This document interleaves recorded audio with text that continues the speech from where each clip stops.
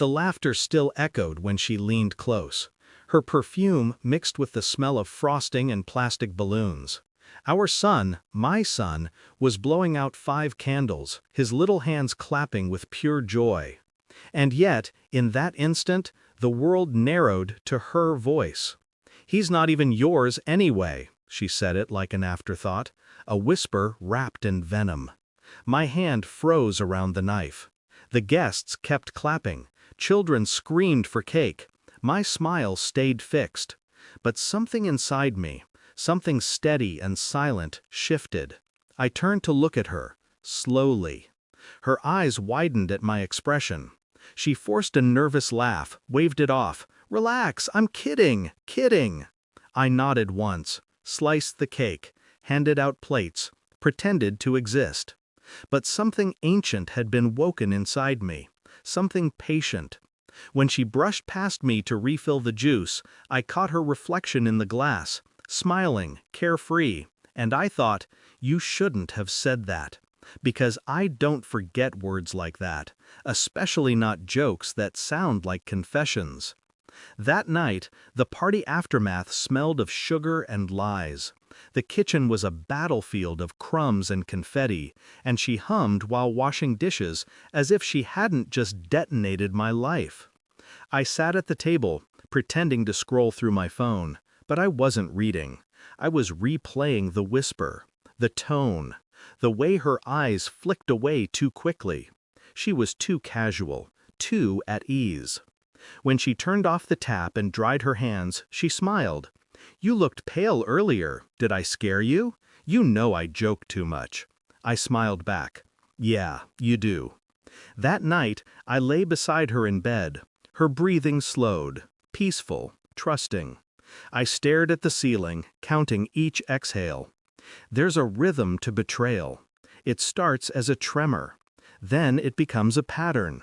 I remembered the sudden business trips, the late-night calls she took in the hallway, the deleted messages she claimed were work.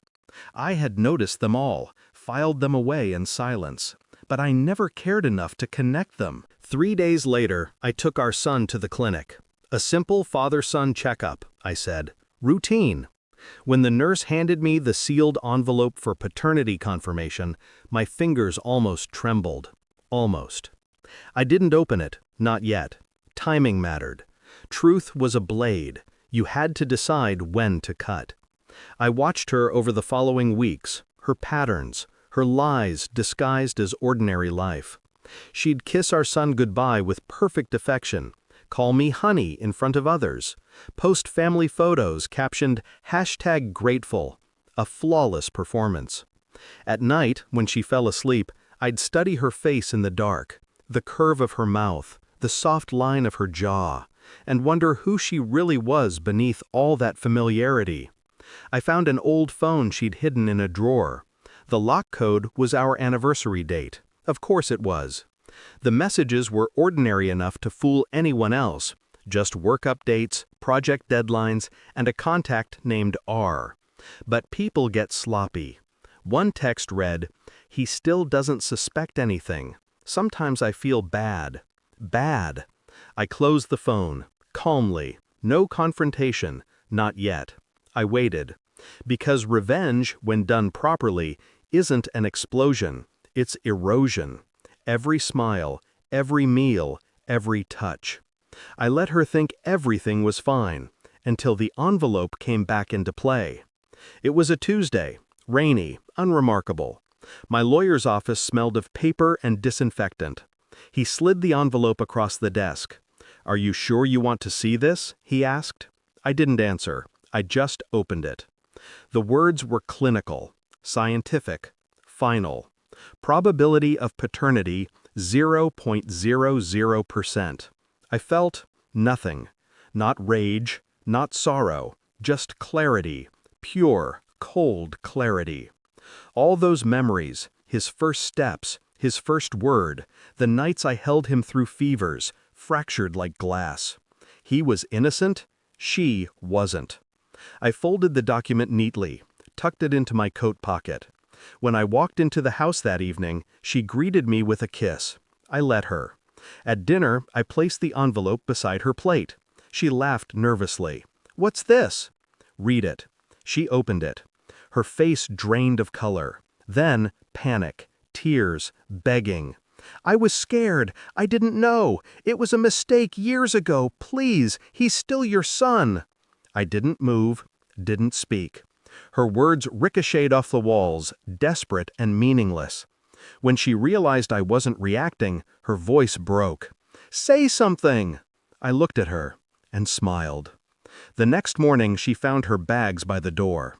Documents on the table, divorce papers, custody filings, property transfers, all signed. She screamed, cried, begged. I remained silent through it all. When she tried to touch me, I stepped back. "You should go before he wakes up," I said. Her voice cracked. "You're really doing this?" "I'm just finishing what you started." Her breath hitched. Then she said it. The same words that began it all. "It was just a joke." I met her eyes one last time. No, it was a confession. She broke. Completely. I watched her leave, shoulders shaking, the sound of her sobs trailing down the hallway until the door closed. The silence that followed was heavier than any sound I'd ever known. But it was also clean. Our son woke an hour later. He ran into the kitchen asking where Mommy went. "She's gone on a trip," I said. My voice was calm, almost gentle. He smiled, trusting, and went back to his toys. I stood there, watching him. This child who wasn't mine, yet somehow was. Because love doesn't vanish when truth arrives. It just changes form. I'll